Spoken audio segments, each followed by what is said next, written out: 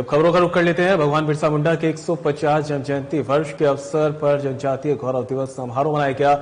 मुख्य समारोह बिहार के जमुई में हुआ, जिसमें पीएम नरेंद्र मोदी ने देश भर में 6600 करोड़ की योजनाओं का शुभारंभ किया है। जनजातीय गौरव दिवस पर राज्य स्तरीय कार्यक्रम में शामिल होने मुख्यमंत्री भजनलाल शर्मा बांसवाड़ा पहुंचे।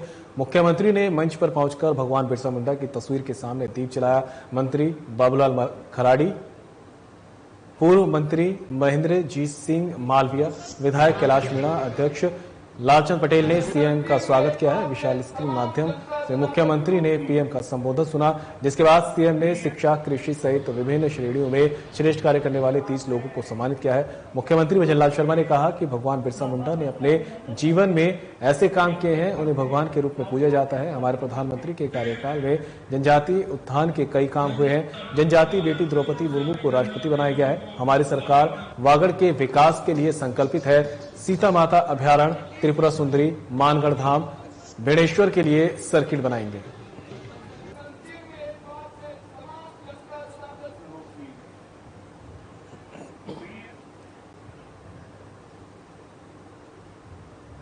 जनजातीय गौरव दिवस के अवसर पर बांसवाड़ा जिले के गोविंद गुरु महाविद्यालय मैदान में आयोजित नवादी युगधारा प्रणेता समागम कार्यक्रम को मुख्यमंत्री भजनलाल शर्मा ने संबोधित किया। इस दौरान उन्होंने कहा कि राज्य सरकार वागड़ क्षेत्र के विकास के लिए कृत संकल्पित है। हमारी सरकार हमेशा जनजातीय समाज की प्रगति एवं गौरव को बढ़ाने का काम करती है। उन्होंने कहा कि जनजातीय वर्ग के उत्थान में प्रधानमंत्री नरेंद्र मोदी के कार्यकाल में जितने काम हुए हैं उतने काम कभी नहीं हुए।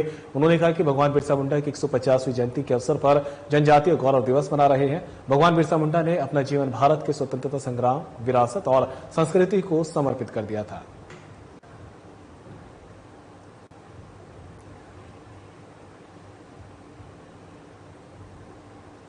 उप मुख्यमंत्री दिया कुमारी ने शुक्रवार को अंतर्राष्ट्रीय श्री पुष्कर मेला 2024 के समापन समारोह को मुख्य अतिथि के रूप में संबोधित किया है। इस अवसर पर उन्होंने कहा कि तीर्थराज पुष्कर को अयोध्या और काशी की तर्ज पर विकसित किया जाएगा। अंतर्राष्ट्रीय श्री पुष्कर पशु मेला प्रतिवर्ष पूरी भव्यता के साथ आयोजित होगा।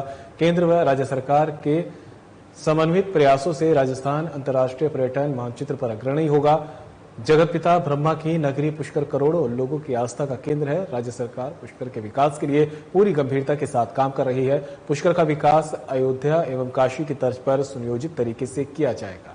पुष्कर विकास की बड़ी रूपरेखा तैयार कर कार्य किया जाएगा।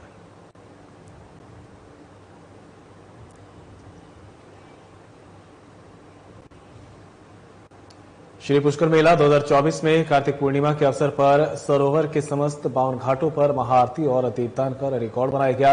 उप मुख्यमंत्री दिया कुमारी, जल संसाधन मंत्री सुरेश सिंह रावत और मसूदा विधायक वीरेंद्र सिंह कानावत ने जयपुर घाट पर पूजा अर्चना कर महाआरती की। उप मुख्यमंत्री दिया कुमारी की उपस्थिति में सरोवर के समस्त 52 घाटों पर 5100 महिलाओं ने 51,000 दीपदान एक साथ एक समान परंपरागत चुनरी वेशभूषा में कर रिकॉर्ड बनाया। इसकी घोषणा इंडिया बुक ऑफ रिकॉर्ड की डॉक्टर विनोद शर्मा के द्वारा की गई। इस रिकॉर्ड का प्रमाण पत्र मौके पर सुपुर्द किया गया। उप मुख्यमंत्री दिया कुमारी ने राज्य की समृद्धि एवं खुशहाली के लिए प्रार्थना की है। कार्यक्रम में नगाड़ा वादन एवं आतिशबाजी भी हुई।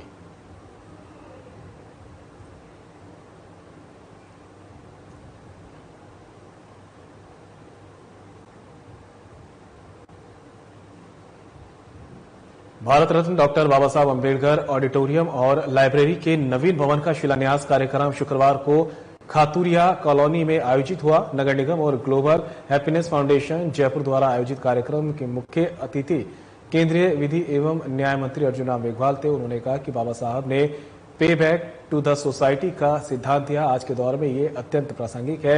इसे ध्यान रखते हुए सोशल कॉर्पोरेट रिस्पांसिबिलिटी के तहत बीकानेर को अत्यधिक पुस्तकालय, ऑडिटोरियम और एम्फी थिएटर की सौगात दी गई है। उन्होंने कहा कि ये केंद्र बीकानेर शहर के नॉलेज सेंटर के रूप में विकसित होगा।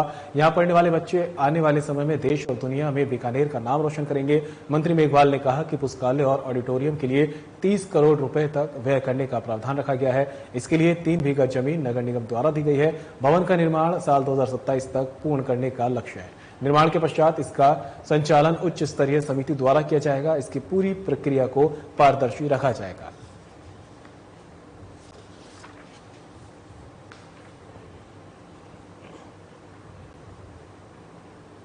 राजस्थान विधानसभा अध्यक्ष वासुदेव देवनानी का शुक्रवार को सिंगापुर स्थित भारत के दूतावास में अधिकारियों ने अभिनंदन किया है।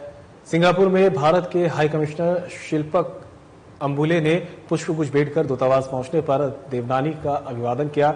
देवनानी को अंबुले ने बताया कि दोनों देशों के मध्य शिक्षा, तकनीकी शिक्षा सहित अन्य क्षेत्रों के उद्योगों में परस्पर बेहतर समन्वय है। इससे दोनों देशों के संस्थानों में विकास के विभिन्न क्षेत्रों में म्यूचुअल ऑफ अंडरस्टैंडिंग लगातार होते रहते हैं।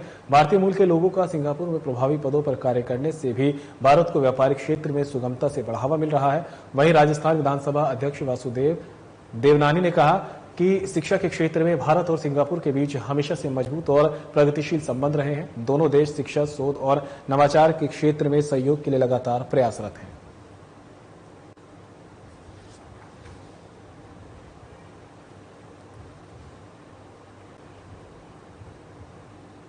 विश्व आयुर्वेद परिषद, राष्ट्रीय आयुर्वेद संस्थान जयपुर और आयुर्वेद विश्वविद्यालय जोधपुर के संयुक्त तत्वाधान में राष्ट्रीय आयुर्वेद संस्थान जयपुर में दिनांक 15 से 17 नवंबर 2024 तक आयोजित हो रहे संयोजनम 2024 का शुभारंभ राजस्थान सरकार के ऊर्जा मंत्री हीरालाल नागर, जयपुर सांसद मंजू शर्मा, एनसीएसएम चेयरमैन जयंत देव पुजारी, राष्ट्रीय आयुर्वेद संस्थान जयपुर के कुलपति प्रोफेसर संजीव शर्मा, राजस्थान आयुर्वेद विश्वविद्यालय जोधपुर के कुलपति प्रोफेसर प्रदीप कुमार प्रजापति, विश्व आयुर्वेद परिषद के राष्ट्रीय अध्यक्ष प्रोफेसर गोविंद सहाय शुक्ल के मुख्य आतिथ्य में हुआ है। उद्घाटन समारोह को संबोधित करते हुए कार्यक्रम के मुख्य अतिथि राजस्थान सरकार के ऊर्जा मंत्री हीरालाल नागर ने आयुर्वेद की जन जागरूकता के लिए 3 दिवसीय कार्यक्रम संयोजन की प्रशंसा करते हुए कहा कि आयुर्वेद हमारी चिकित्सा पद्धति ही नहीं है, ये जीवन जीने की एक कला है। ये हमें सिखाती है कि कैसे हम अपनी दिनचर्या को व्यवस्थित करके अपने स्वास्थ्य को इसके लाभ दे सकते हैं। हम निरंतर अपने जीवन में आयुर्वेद पद्धतियों का प्रयोग करते हुए, आयुर्वेद नुस्खों का प्रयोग करते हुए हम अपने जीवन में उन्हें अपनाएंगे, जिससे हमारा जीवन और स्वास्थ्य निश्चित रूप से स्वस्थ रहेगा। कार्यक्रम में विशिष्ट अतिथि जयपुर सांसद श्रीमती मंजू शर्मा ने कहा कि आयुर्वेद में अध्ययन कर रहे विद्यार्थी आयुर्वेद का परचम देश के साथ विश्व में फैलाएं और आमजन को अधिक से अधिक लाभ पहुंचाने में अपना योगदान दें।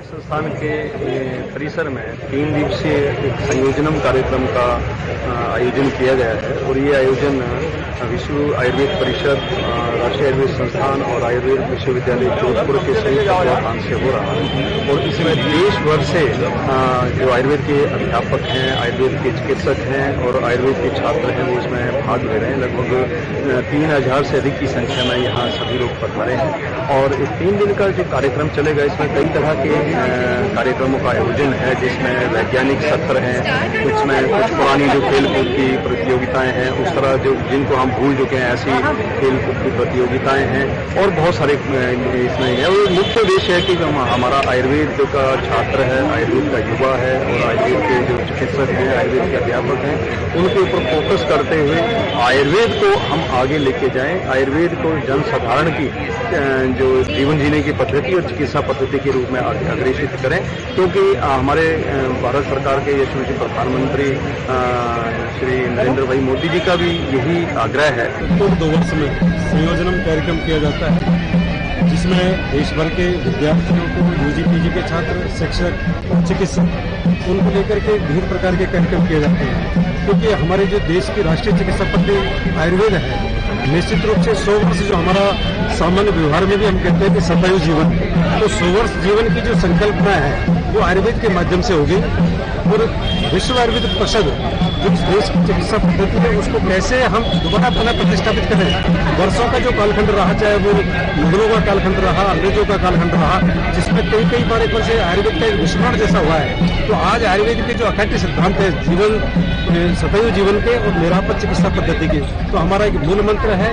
उसी भाव से लेकर के हम पिछले 25 वर्षों से विश्व पर काम कर रहा है और आने वाले समय में आयुर्वेद की क्वालिटी एजुकेशन और क्वालिटी मेडिसिन जो 2 प्रकार की बातें मिलेंगी, तो निश्चित रूप से आयुर्वेद के सिद्धांत तो शाश्वत है। आयुर्वेद इस देश में ही नहीं, अभी तो संपूर्ण वैश्विक स्तर पर पुनः प्रतिष्ठापित होगा और शतायु जीवन देने की, समग्र स्वास्थ्य देने की हमारी जो संकल्पना है उसमें साकार होगा। संपूर्ण विश्व के स्तर पर इसको स्वीकार किया। आयुर्वेदा ये जो प्रोग्राम है, जो हमारी नई युवा पीढ़ी है आयुर्वेद की, जो पुराने समय में कहा जाता था भाई इसके अंदर जो है नुस्खे वगैरह आते हैं सरकार के, तो हमारी जो आयुर्वेद की परंपरा है उसके अंदर नई रिसर्च और नया ओरिएंटेशन, नई स्किल्ड नए जो ईडी के जो प्रोग्राम होते हैं वो सारे हमारे प्रोग्राम के लिए डेवलप किया जा रहा है। इस प्रोग्राम के अंदर 3000 जो पार्टिसिपेंट्स हैं हमारे, उन्होंने इसमें पार्टिसिपेट किया है और पूरे भारतवर्ष से कई लोग कई प्रांत से इसके अंदर आए हैं। और हमारे मंत्री महोदय ने भी इसकी प्रशंसा की है। हमारे डायरेक्टर महोदय है, यहाँ के संजीव जी शर्मा है, प्रोफेसर प्रतापति जी है और विषय जी जो अध्यक्ष है हमारे, उन्होंने इस प्रोग्राम को लेके जो है, ये प्रोग्राम है हमारा हर 2 साल के अंदर पूरे भारतवर्ष के अंदर होता रहता है। और जो नए जो लोग हैं हमारे, स्किल्ड जो वाली जो स्कीम है उसको लेके जो है काफी कुछ आगे के अंदर सीखते हैं। तो वहीं बीजेपी प्रदेश कार्यालय में शुक्रवार को प्राथमिक सक्रिय सदस्यता अभियान एवं संगठन पर समीक्षा बैठक का आयोजन किया गया है। बैठक को संबोधित करते हुए बीजेपी प्रदेश प्रभारी डॉक्टर राधा मोहन दास अग्रवाल ने कहा कि राजनीति में कुछ भी स्थायी नहीं होता, कल कुछ भी हो सकता है। ऐसे में हम सभी को संगठन के प्रति ईमानदारी से लक्ष्य निर्धारित कर कार्य योजना को मूर्त रूप देने का प्रयास करना चाहिए। संगठन का पदाधिकारी कमल के लिए कार्यकर्ताओं के साथ मिलकर कार्य करेगा तो हर प्रत्याशी और जनप्रतिनिधि भी उसको महत्व देगा। उन्होंने बीजेपी जिलाध्यक्षों से कहा कि आप संगठन के लिए कार्य करो, जनप्रतिनिधि आपके लिए कार्य करेंगे। सदस्यता अभियान के लक्ष्य को प्राप्त करते हुए हमें राजस्थान बीजेपी इकाई को देश में आदर्श इकाई साबित करना होगा।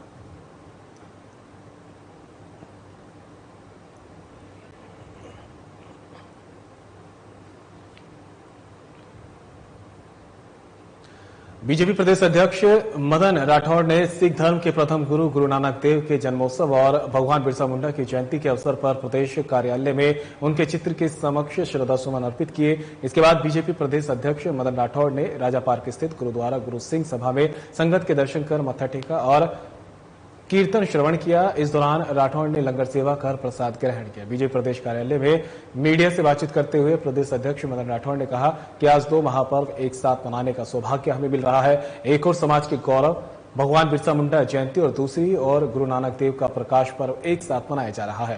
प्रधानमंत्री नरेंद्र मोदी ने भगवान बिरसा मुंडा की 150वीं वर्षगांठ मनाने का आह्वान किया है। बीजेपी प्रदेश अध्यक्ष मदन राठौड़ ने पत्रकारों के सवाल के जवाब में कहा कि देवली उनियारा में जो हुआ वो दुर्भाग्यपूर्ण है। चुनाव आयोग की आदर्श आचार संहिता के बाद सरकार के स्तर पर भी इस घटना का मूल्यांकन किया जाएगा।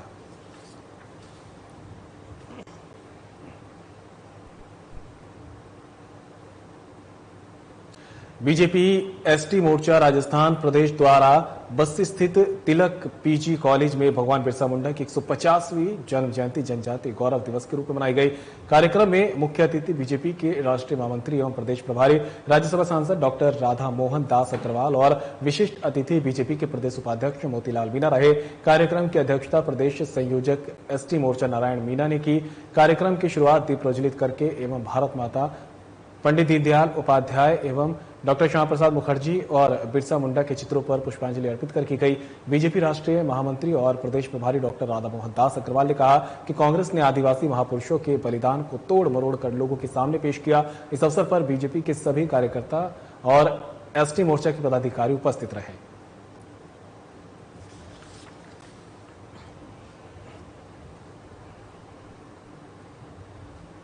राष्ट्रीय आयुर्वेद संस्थान जयपुर, आयुर्वेद विश्वविद्यालय जोधपुर तथा विश्व आयुर्वेद परिषद के संयुक्त तत्वाधान में राष्ट्रीय आयुर्वेद संस्थान जयपुर में 3 दिवसीय नेशनल आयुर्वेद यूथ कॉन्क्लेव संयोजनम 2024 का शुभारंभ हुआ।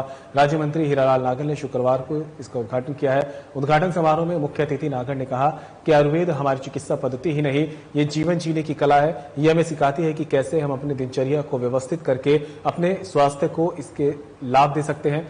हमारे दादी दानी के नुस्खे आयुर्वेद पर ही आधारित होते हैं। छोटे छोटे नुस्खों से हमें स्वस्थ रखा जाता है और कई रोगों का इलाज किया जाता है। आयुर्वेद हमारी संस्कृति और संस्कारों में विद्यमान रहा। समय के साथ परिवर्तन हुआ और आयुर्वेद चिकित्सा पद्धति लोकप्रिय होती गई। जिस प्रकार योग की विश्व में अपनी एक अलग पहचान बनी, इसी प्रकार आयुर्वेद की एक चिकित्सा पद्धति के रूप में विश्व में अपनी अलग पहचान स्थापित हो चुकी है।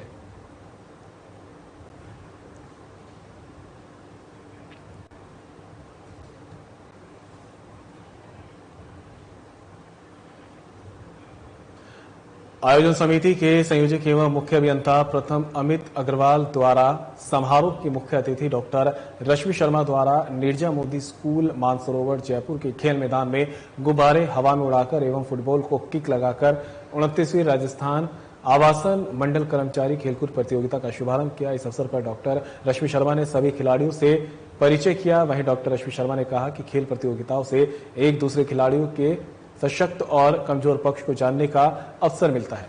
उन्होंने कहा कि आज के तनावग्रस्त समय में बहुत से लोग विभिन्न शारीरिक एवं मानसिक गतिविधियों के शिकार हो रहे हैं। उससे बचने के लिए इस प्रकार की खेल प्रतियोगिताओं में सहभागिता निभाना एक कारगर उपाय है। हमसे हमारी शारीरिक, मानसिक और व्यावसायिक कार्यक्षमता का भी विस्तार होता है। उन्होंने खिलाड़ियों का अभिनंदन करते हुए कहा कि इन प्रतियोगिताओं से समुदाय के साथ जुड़ाव के साथ ही बंधुत्व एवं सद्भाव की भावना भी बलवत्त होती है।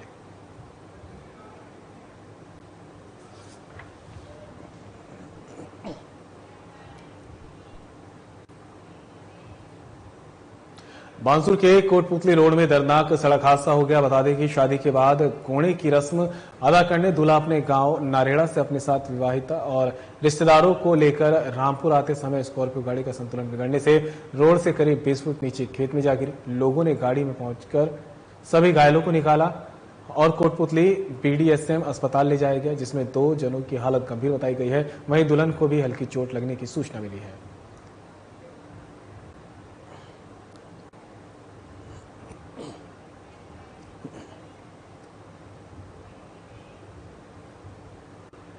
बांसुर के नारायणपुर रोड पर खोरी स्टैंड पर 2 बाइकों की आमने सामने जोरदार टक्कर हो गई है, जिसमें बाइक सवार गंभीर रूप से घायल हो गए। इस घटना का वीडियो CCTV में कैद हो गया है। टक्कर इतनी जबरदस्त थी कि एक बाइक सवार नरेश कुमार की निवासी हाजीपुर को गंभीर अवस्था में उप जिला अस्पताल बांसुर ले जाया गया, जबकि दूसरे बाइक सवार की हालत स्थिर बताई गई है। यह दुर्घटना CCTV में कैद हो गई है।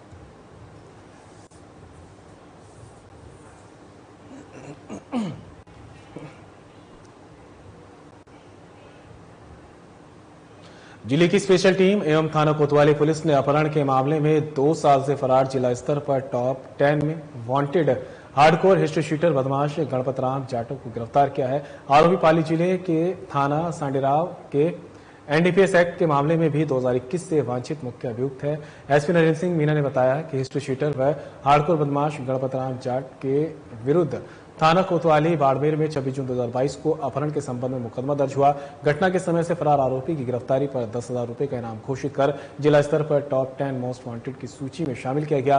पाली जिले की सांडेराव थाना पुलिस ने 16 जून 2021 को 387 किलो डोडापोस्ट जब्त किया था, जिसमें आरोपी मुख्य अभियुक्त है। ऐसे में विशेष टीम द्वारा अधिसूचना संकल्प एवं तकनीकी आधार पर आरोपी को गिरफ्तार कर लिया गया है।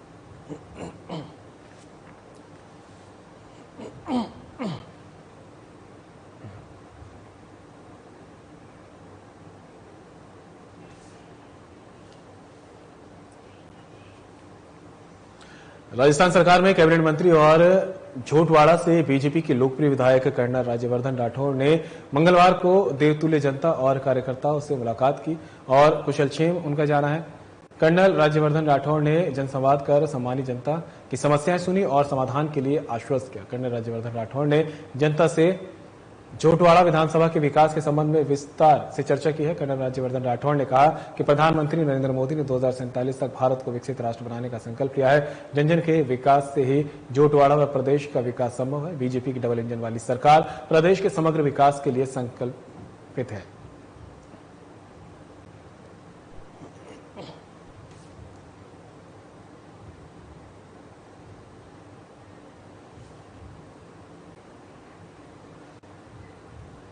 रामगंज मंडी कोटा जिले की रामगंज मंडी में अखिल भारतीय आदिवासी भील विकास समिति के तत्वाधान में भगवान बिरसा मुंडा जयंती पर विशाल शोभा यात्रा का आयोजन किया गया है। शोभा यात्रा दोपहर 12 बजे साबू क्रीडांगन मैदान से शुरू हुई। शोभा यात्रा में मुख्य आकर्षण का केंद्र आदिवासी नृत्य रहा। शोभा यात्रा में मुख्य अतिथि राज्यसभा सांसद चुन्नीलाल गसारिया रहे। शोभा यात्रा दोपहर 12 बजे के बाद साबू क्रीडांगन से शुरू हुई, जो स्टेशन चौराहा, थाना चौराहा, बाजार नंबर 2, सरकारी कुआं पन्ना, लाल चौक, अम्बेडकर चौराहा वापस साबू क्रीडांगन पहुंची, जहां पर आम सभा का आयोजन किया गया था।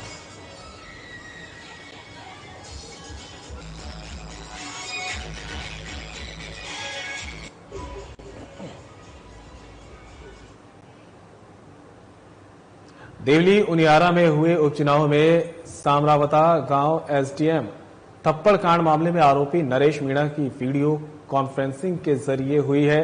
सिविल न्यायाधीश एवं न्यायिक मजिस्ट्रेट प्रथम वर्ग निवाई कोर्ट में वीडियो कॉन्फ्रेंसिंग के जरिए पेश किया गया है, जिसके बाद कोर्ट ने नरेश मीणा को न्यायिक हिरासत में भेज दिया है। नरेश जी मीणा को आज पेश करना था। एफआईआर नंबर 166/24 नगर फोर्ट की एफआईआर थी, उसमें पेश करना था। सुबह 11 बजे उनको गिरफ्तार किया था। 11 बजे से उनके वकील के रूप में यहाँ उपस्थित थे। लगातार कहते रहे पेश करेंगे, पर उनको पेश नहीं किया, वीसी से पेश किया है। पुलिस ने क्या कहा मजिस्ट्रेट साहब के सामने? पुलिस ने कहा कि लॉ एंड ऑर्डर की मेंटेन नहीं हो रहा था, इसलिए नहीं लेकर के आई। हमने कहा था कि नरेश जी के साथ मारपीट हुई है और उनको रख करके उनको पिटवाया जा रहा है, उनको टॉर्चर कर रहे हैं, उनको मानसिक प्रताड़ना दे रहे हैं और उनको फिजिकल रूप से उपस्थित किया जाए।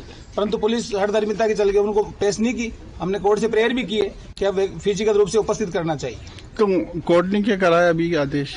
कोर्ट ने ये कहा है कि फाइल मंगवा ली है और फाइल दे करके उनका मेडिकल करवाना और उनके जो भी हमने कहा है कि उनको टॉर्चर करते हैं उन्हें सुरक्षा दी जाए। और जो है पुलिस पर भी हमको शक है कि वो उनसे मिल करके और मारपीट कर रही है, तो ऐसा नहीं होना चाहिए। जिले के देवली उनियारा विधानसभा क्षेत्र के समरावता गांव में 13 नवंबर की रात निर्दलीय प्रत्याशी नरेश मीणा के समर्थकों और पुलिस के बीच विवाद हो गया था। इसके बाद यहां पथराव और आगजनी की घटना हुई। इस पूरे विवाद के बाद अब गांव में सन्नाटा पसरा नजर आ रहा है। यहां शायद ही कोई ऐसा घर हो जहां गांव में मचे बवाल के निशान नजर न आ रहे हो। यहां चली हुई लगभग 3 दर्जन बाइक और 2 दर्जन 4 व्हीलर उपद्रव की कहानी खुद ही बयां कर रहे हैं। आग में जले 2 वाहन पुलिस विभाग के भी हैं।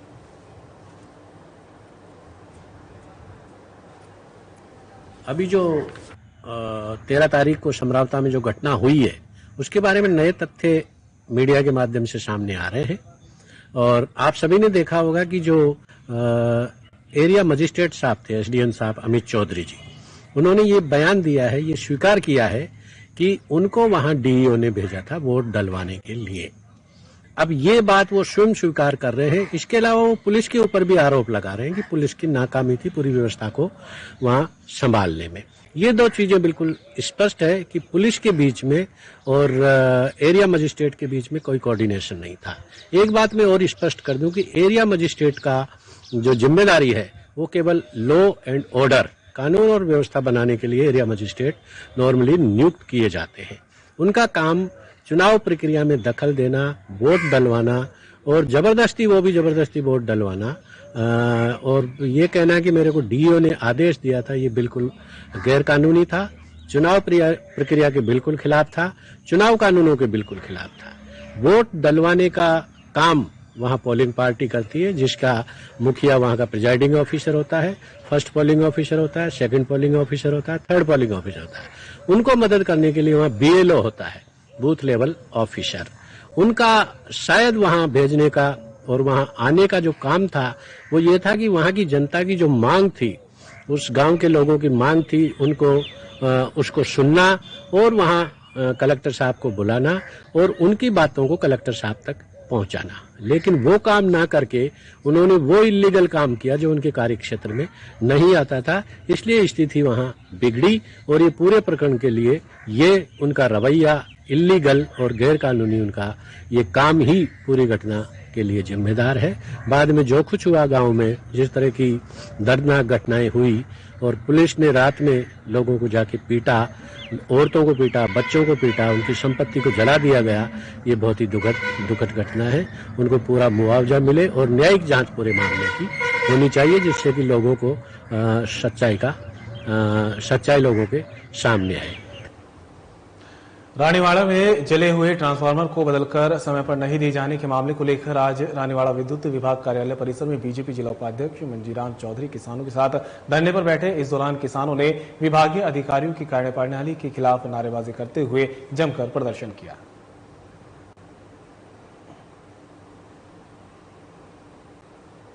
बुलेटिन में मेरे साथ इतना ही, दीजिए इजाजत, नमस्कार।